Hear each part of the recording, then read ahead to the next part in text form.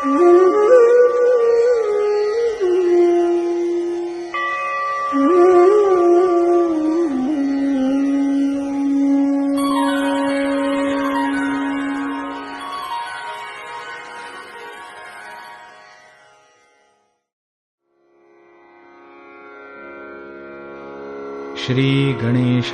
नमः।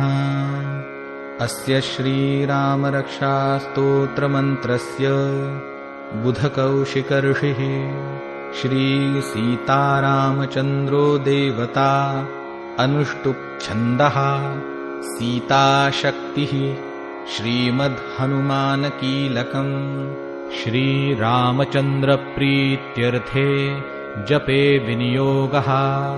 अथ ध्यानम्। ध्यायेदाजानुबाहुं धृतशरधनुषं बद्धपद्मासनस्थम् पीतं वासोवसानं नवकमलदलस्पर्धिनेत्रं प्रसन्नम् वामाङ्कारूढसीतामुखकमलमिलल्लोचनं नीरदाभम् नानालङ्कारदीप्तं दधतमुरुजटां मण्डनं रामचन्द्रम् इति ध्यानम्।